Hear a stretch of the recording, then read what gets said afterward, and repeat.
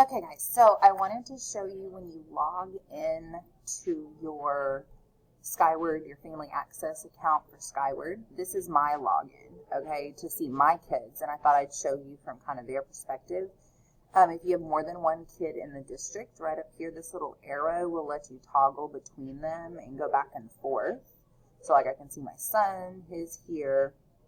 Now, right down here where it says portfolio, when you click on that, you can see their progress report and you can see their report card.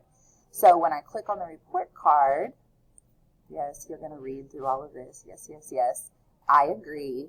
And then it will put your name in there and the date, and you can sign. That'll be like signing your report card. So you hit submit, and that's when they will generate it, and you'll be able to see the report card. Takes a little bit. And then you'll hit view report and it'll bring it up for you, okay?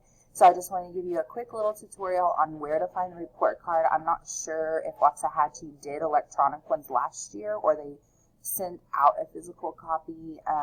We had to do this. My kids were in Red Oak last year, and so they had to do it this way also.